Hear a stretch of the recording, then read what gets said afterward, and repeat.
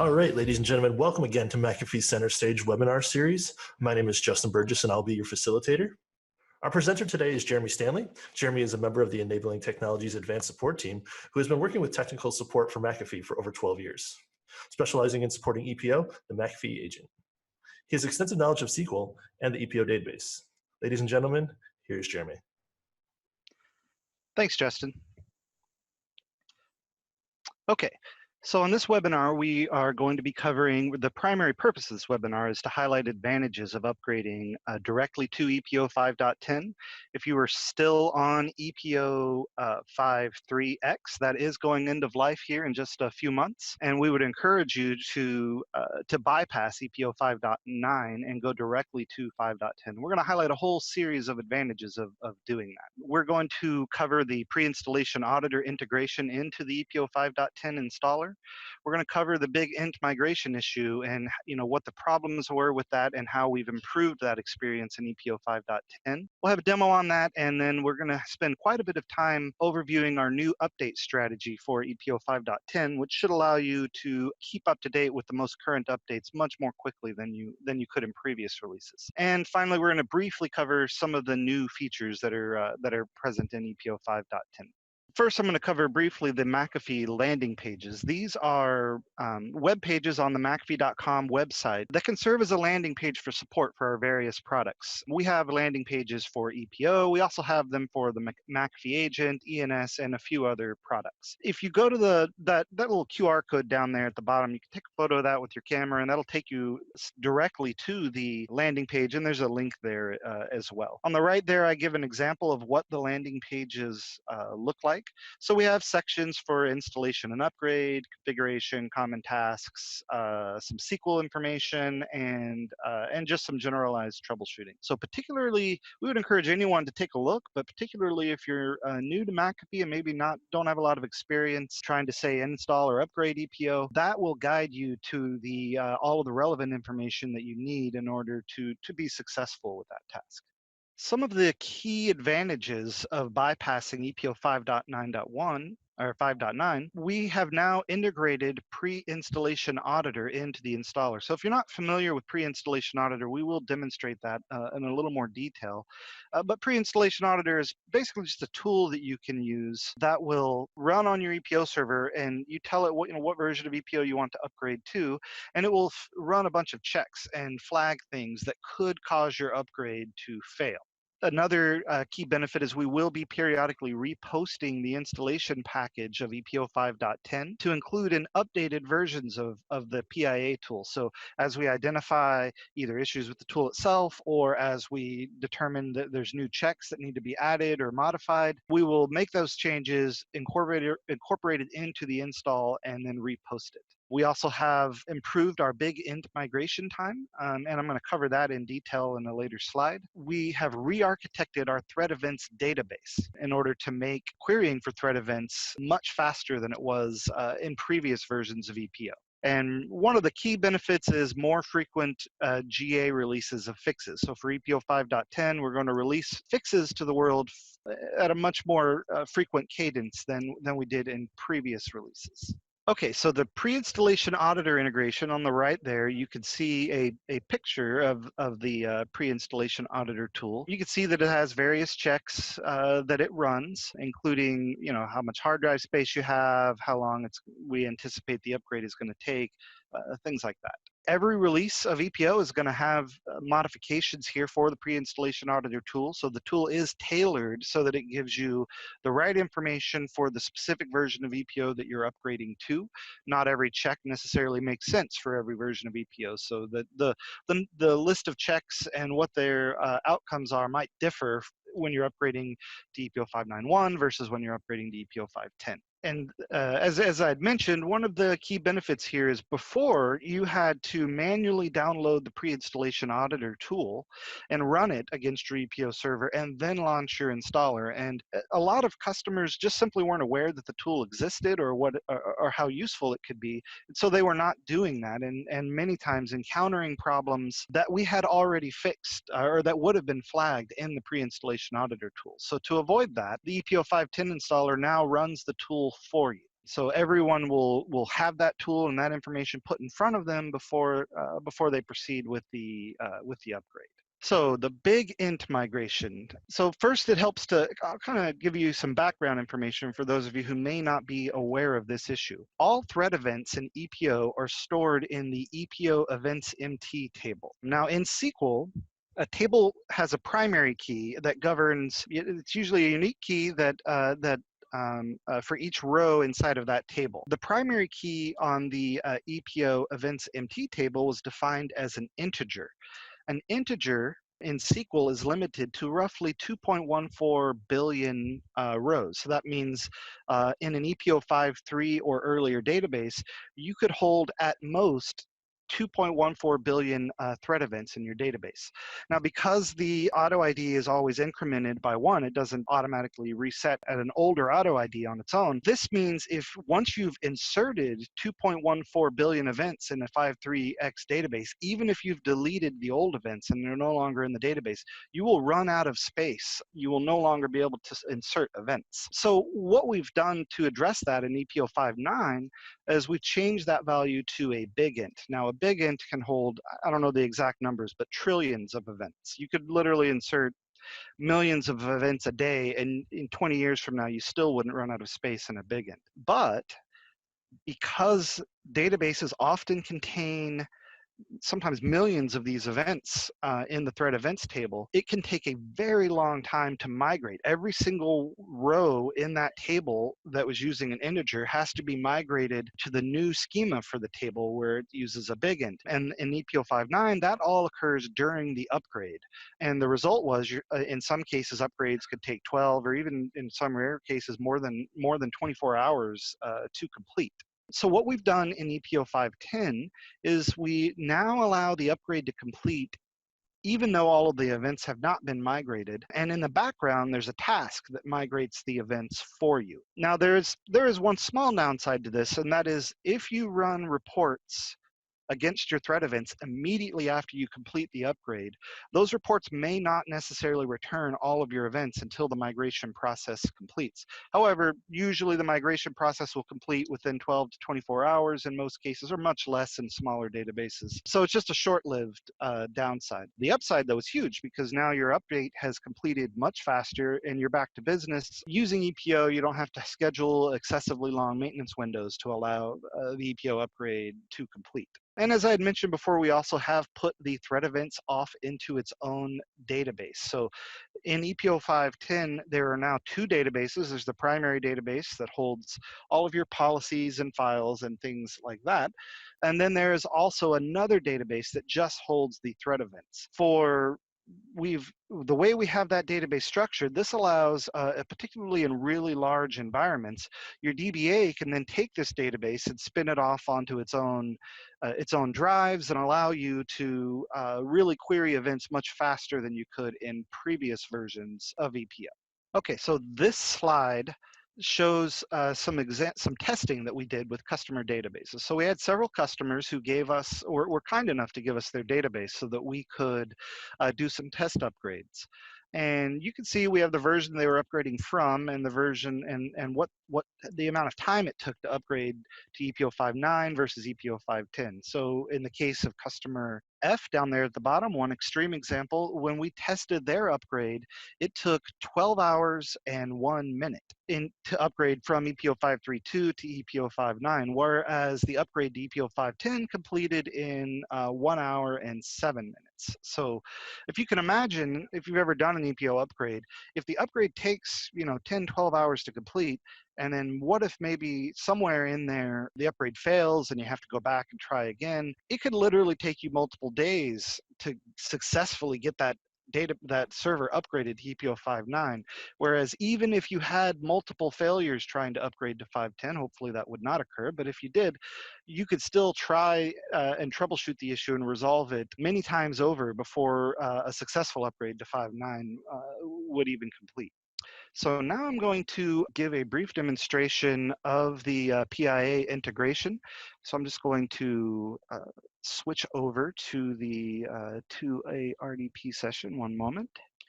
Okay, so first I want to talk about the reposting of our ePO 5.10 installation package. So I've already downloaded and extracted the installation package here, and what I would point out is here, right here is the name of the package. So you can tell it's ePO 5.10 because of the first part. After that, we give the build number of ePO that package contains, and then at the very end here we have this LR2. So R is release 2, for example. Now, when you look at these packages, if you've downloaded the package, or maybe you've already installed ePO and you notice that we have a new package out there, you don't necessarily have to be alarmed at all. If all we've done to the package is upgraded the pre-installation auditor integration in the install package, we will increment this last number here. So the next package will be LR3, and then after that LR4. When you see this number increment, all it means is that the pre-installation auditor tool built inside the package has been updated. The actual build of ePO itself is unchanged. So we would just encourage you, whenever you're planning your upgrade, to always download the latest available installation package so that you have the latest available pre-installation auditor tool. If for some reason we were, in the unlikely event that we needed to repost the installation package with the code change to ePO itself, we will increment the build number in the package name. So you'll be able to tell visually there that that has changed. And we will also send out all kinds of SNS notifications, alerting you that we've posted a new build of ePO. We will not be sending out SNS messages when we repost ePO with just a PIA installation.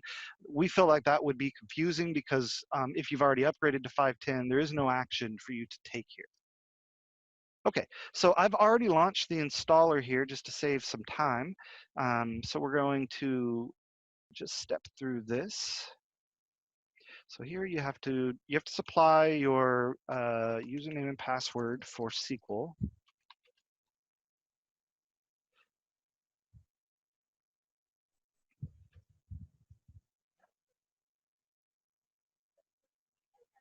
Okay, so you'll notice right after I supplied the SQL credentials, automatically it has run the pre-installation auditor tool. It alerts you with this pop-up here if there was a check that failed. And if you click OK, you can get more details on what failed. So in this case, I had one check failed, as denoted by this red X here. Now, I'll quickly show you some of the other checks. These checks that have the triangle with the exclamation mark, these are warnings. Down here, we have some informational messages, not necessarily problems, just things that you should be aware of. And down here, the ones with green checks are checks that pass. So you could pretty much ignore all of these, right? Because everything is okay. Now, anytime you see a check that has a red X, that is a strong indication that the upgrade will fail if you do not address that issue. So in the example I've given here, the it's telling you that the SQL Server does not have enough space available to complete the upgrade. Here it gives you some details on what this check actually means. At the bottom here, it kind of gives you some information on how we came up with that determination. It'll tell you, how in this case of this specific check, it'll tell you how much space we detected is available and how much space we anticipate the upgrade will require in order to complete successfully. Many, not all, but many checks will also have a KB link down here where you can get even more information on how to address this issue. So it's very important, if you have any red X's, do not proceed until they are addressed. If you're having a problem addressing that issue, we would encourage you to contact support so that we can work through that issue with you and give you the greatest possible chance of having a successful upgrade. Warnings are a little different. You don't necessarily have to address every warning. There's something to be aware of, but they're not as certain to actually lead to an upgrade failure. I'll just highlight this one just as an example. It's warning me that the server does not meet the hardware requirements because I only have 4 gigs of RAM installed on this test server, and we recommend 8 gigs of RAM. Now, that is unlikely to cause the upgrade to fail, but it is something you should consider addressing before you upgrade, if at all possible. So failures fix for sure, warnings, fix if you can, and just review the informational message as it'll oftentimes contain information that maybe isn't going to cause your upgrade to fail, but is something that you should be aware of. So that is it for that demonstration. Give me a moment to switch back. Okay, so now I'm going to talk about the problems that we've had with our previous installations of ePO, our previous update strategy for ePO. So just as one example, previously we released MSI-based patches for ePO.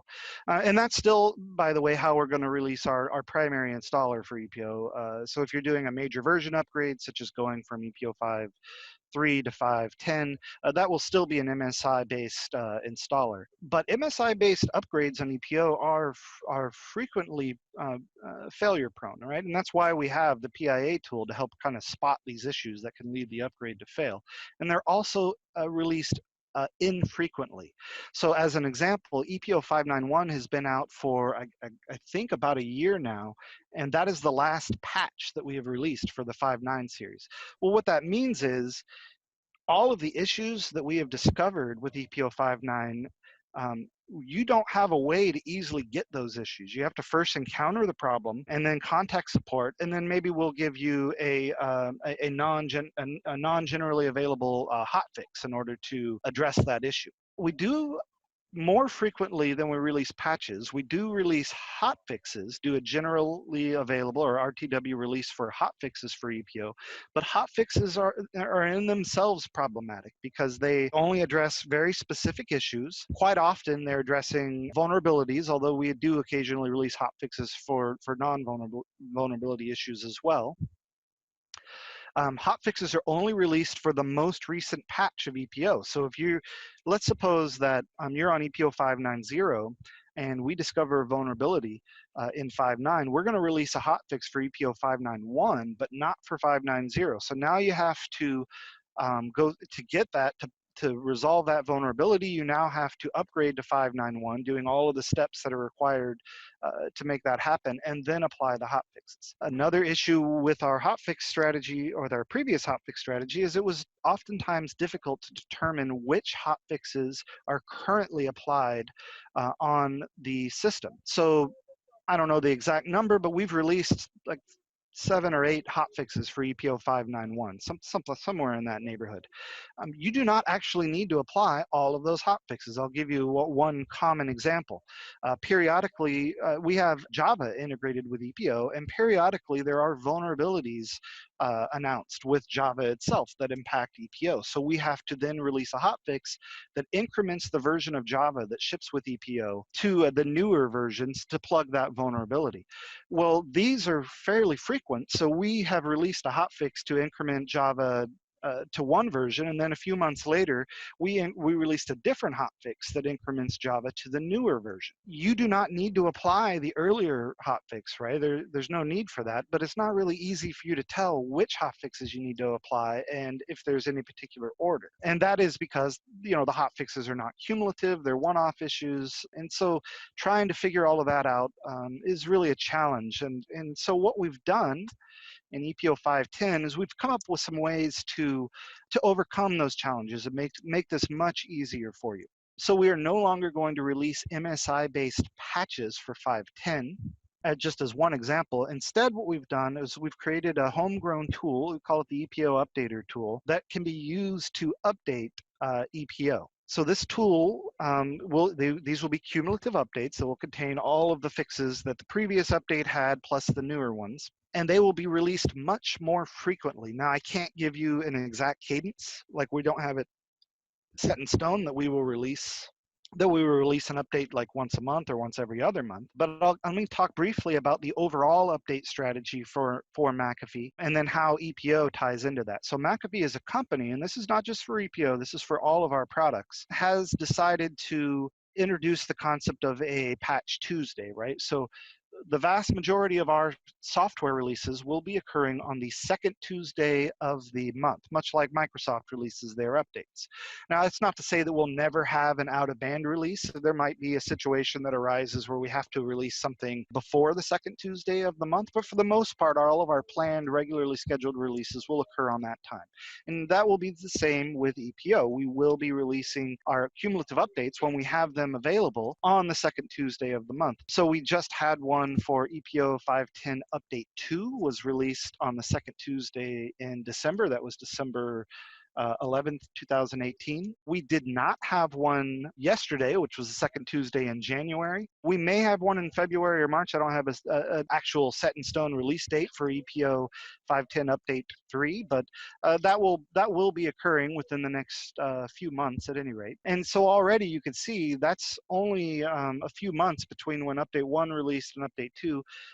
I'm sorry, when Update 2 released and Update 3, which is still already much faster release cadence than what we were doing with ePO 5.9. The strategy as to when we'll release the update is basically when we feel it's necessary. There could be a critical issue that we really want to get out there right away, or we could just have a whole host of issues that we want to release an update out there for you to prevent you from running into those problems. So I should mention briefly there on the QR code takes you to is just a link to that KB 81534, and in there we have an FAQ section where we talk about common questions and have some information about our ePO 5.10 cumulative update strategy. So I would definitely encourage you to take a look at that. Okay, so we're not going to spend a whole lot of time on new features in ePO 5.10, but I will just mention that we do have some new features. The ones that I have listed there are not is not a definitive list. This is more of, I guess you could call it the greatest hits of some of the new features that are in ePO 5.10. So we did do a refresh of the tag catalog to make it look more modern and user-friendly. We have allowed you to do tagging based on product properties. I should say on ASCII tagging. So as machines report in on their normal ASCII cycle with newer properties, you can now tag them with those properties. So just as an example, let's suppose that you wanted to tag every machine that has a specific build of ENS installed with a specific tag. Under ePO 5.9, you could do that, but you would have to run a report that listed all of those machines and then schedule that report in a server task and then schedule the server task to run ever so often to apply the tag. We've now allowed you to do that directly on ASCII. So the moment that machine completes its ASCII and reports those properties into ePO, it can automatically get the tag, and it reduces the time delay that might occur otherwise. And probably the one we're going to spend the most time demonstrating is the policy approval feature. This was a much requested feature, especially from many of our larger customers who have a lot of different administrators who can modify policies. What this feature allows is to have a second set of eyes on any policy change that is made in ePO. So, one administrator who maybe was uncertain about something can't make a policy change that then impacts the entire environment. You can require at least two people, the person who makes the policy change and then someone else who is in approval to approve that policy change before it goes live in your environments. And we're definitely going to demonstrate that in the demo. So give me one moment while I set up the next demonstration. Okay, so you should now be seeing my ePO 5.10 server. So what I'm going to demonstrate first is the actual update tool. Now, when you run the update tool, we want you to stop all of your ePO services prior to running the tool. Now, this also includes remote agent handler services. So if you have any remote agent handlers in the environment, before applying the update, we would want you to stop those services first. The tool itself is going to try to stop the services on the ePO server or whatever server you run it on. And the tool can also be run on agent handlers, but it doesn't have the ability to reach out and stop services on a different machine. So you'll have to stop the services on your remote machines, your remote agent handlers manually. So to run the tool, you just, I've already got it downloaded and extracted. You just come in here and run this executable. Now, The tool is going to try to stop these services, like I said, but we would encourage that you stop those services manually instead of relying on the tool to do so. Just in case there's a timeout or something like that, it's a little cleaner if you just do it first. So this is what the tool looks like. It gives you a build number at the top. Not to be confused, this is the build number of the tool itself. This has nothing to do with the build number of EPO. You have to supply your password here in order to apply the tool. Now it stole all of this information from the db.properties, so it already knows how to, it already pre-populates how to connect to the database, and you just have to supply the password for whatever account your EPO server is using. You do not have to use the SA account. I'm just using that in this demonstration. So here's what the first page looks like, and you can see it lists out all of the fixes that are included in this tool now. In this case, I'm applying update 2. I have not previously applied update 1 on this machine. So this has all of the fixes that were also included in update 1. It gives you a little message down here at the bottom that you need to apply this fix on an agent handler. So that's just a little visual cue. That will probably be true of most of these updates, maybe not all, but most of them are going to tell you that you need to apply the update on the agent handler itself to get the handler side fixes. It's going to also warn you down here what services are going to be stopped if you haven't already stopped them. If you click on the details, this just gives you a listing out of all of the files that this update is going to replace, including what version number it's going to replace them with, and it gives you an idea of where those files exist. It also mentions at the top the SQL script. So you can see we had a SQL script that updated some things with Cumulative Update 1, which, by the way, Cumulative Update 1 is not available on the download site, but you don't need it because all of the same fixes are in Cumulative Update 2. So then it tells you here, here's the script that we're going to run to apply SQL side changes for update 2, and then all the files that we're going to replace. Okay, so if we come down here, let's just collapse that, and we'll run the tool. It's going to ask you if you're sure you want to apply the changes, and you say okay. Now, if you'll notice here, the time is pretty quick. So up at the top, it's already determined that the services are stopped. So those are all checked. Had I not already stopped the services, it would be going through and trying to stop them for us. So you can see it gives you an idea. Here, it's successful. So if you compare that, if you're familiar, if you have experience with how long it takes to apply updates in previous versions of EPO, then you can see, this was just a matter of minutes as opposed to, a matter of an hour, 30, 45 minutes to an hour or two, or even more in some cases. These warnings down here, you don't have to worry about that. It just means that the service did not start immediately. If you come over here and look and refresh, it's actually started the service. So this is not really something to be concerned with. Okay, so I'm going to hit finish there. Now, one thing I'm going to show you now is how to view the log. So the log file for the updater tool is currently stored in the user's temp directory. So it'll be whatever user you launch the tool at. So if you go to the %10% and then go under McAfee logs, the EPO updater, this is the log file for the tool. I'm not going to go through this in detail, but I will just briefly show you.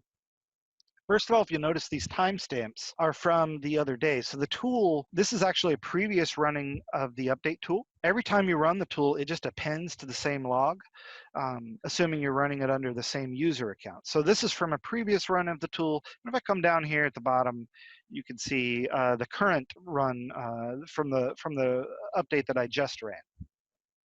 And it tells you here, hey, we applied 43 we had 43 fixes to apply, 43 were successful, 0 failed, and it determined that it was a success. I'm also going to briefly show you where our rollback information is. So here I am. This is the EPO installation directory here. And once you're in the EPO installation directory, if you go into this updates tab, this shows you this is actually where we store the information in order to do a rollback, which I should mention, this is a new feature. Previously, if you applied a patch for EPO, you did not have the ability to roll back that patch. You had to go through, at least not easily, you would have to go through a manual disaster recovery or a snapshot recovery in order to roll back. We now, with the update tool, allow you to roll those changes back without going through all of those steps. And I'll demonstrate that here at the end of the demonstration. So these are previous times that I had applied the tool and rolled back. We just archived those files. This is the current set of files that is available that will be utilized in order to roll back the changes for the update that we just applied. Okay. So now I'm going to revisit the rollback feature, but before I do that, I want to go into the EPO console and show you how to verify that an update has been applied. Now you'll get a visual verification, of course, as I showed you when you run the tool. It'll say if it was successful. It'll also say it in the log file. But if you log into your console, maybe you're new to the company and you didn't know what update was previously applied, or some other administrator applied the update and you're not sure. The way you could tell what update is applied on a EPO server is by going into server settings, menu configuration, server settings. And if you scroll down, there is a server information screen. Takes just a little bit after you click on it for that to populate. And if you see here, it'll have the build number, and underneath that, updates installed, update 2. So these two pieces of information are key pieces of information that support is anytime you call in with an EPO 5.10 EPO issue, we're going to ask you what version of EPO you have and what update, if it's EPO 5.10, what update you have applied. And that's how you would find that information to answer those questions. Okay, so I'm going to take a slight sidetrack here, and I'm going to talk about some of our new features, and then I'll revisit the rollback feature on the tool. So the first new feature I want to talk about is the policy approval feature. So for policy approval to work, the first thing you have to do is come into here into server settings, come into this approvals, and you have to turn it on. And I'm going to hit the edit button here to show you what that means. So these boxes are unchecked by default. You have to turn these on. And there's another box here that says administrators need approval. Now what that means, the way I have it configured right now, only non-global administrators require to have their policy changes approved. Global administrators can make a change and it'll go out right away. You can change this though to say, well, even global administrators, I want a second set of eyes before their policy changes go live. And if you check that box, in this case, what you're seeing is that there's a note because there's only one approval. So this is warning you that, hey, if you set this, there is nobody to approve this admin's change because there isn't another approval. So I didn't set up another approver account, so I'm just going to deselect that and cancel out. I created a user account just for clarity. I called it non-admin. So I'm going to log off and log on with that account.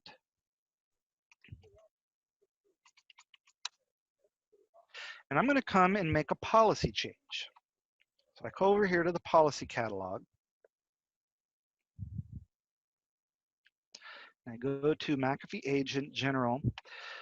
So here's a non-admin policy. If I click on it, you can see the owner of the policy is this account, non-admin. You can click on these others. It'll also tell you who the owner is. This one is an administrator. Because an administrator owns this account, this guy can't modify it. But he can modify this account that he's an owner of. And when he comes in here, oops, not where I wanted to click. Comes in here and edits. Let's suppose that this guy decided that he wants his agent processes not to run at lower CPU priority. So he just checks that box. And maybe he puts a comment in there to make it clear. And I'll show you how it's already made clear what change was made. But he can say, changed MA policy. Well,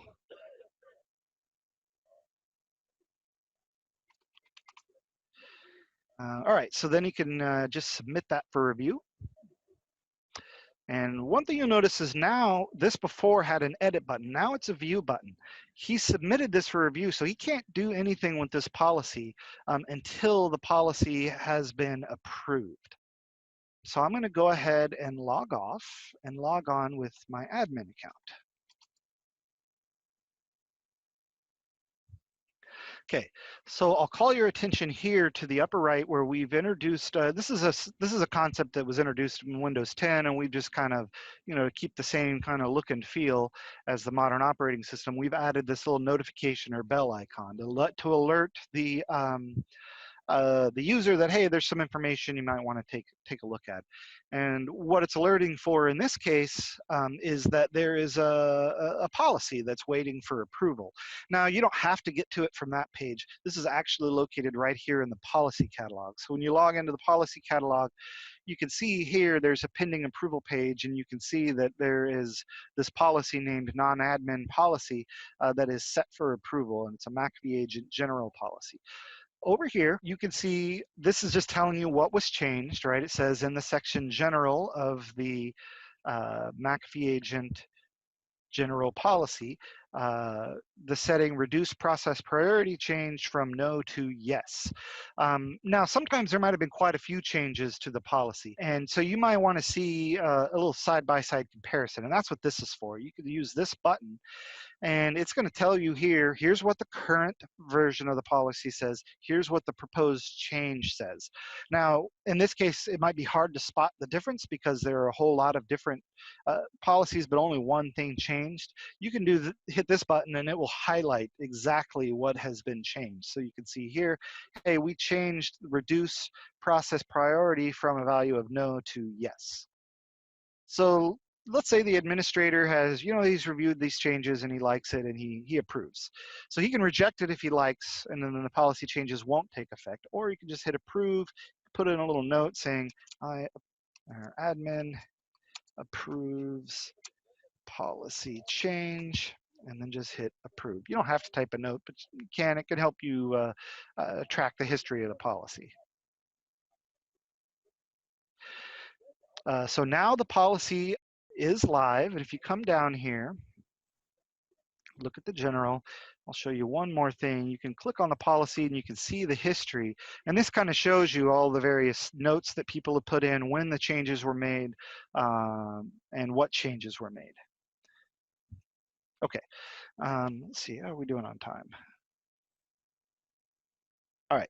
So I don't really have time to demonstrate the tag catalog much. I will just briefly show it to you. If you come in here, this is our new tag catalog. It looks vastly different than it did before, and we have some new workflows in here to make this a lot better.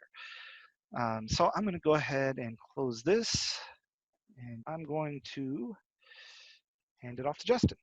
Thank you again for joining. Hope you guys have a wonderful day, and this will conclude today's webinar.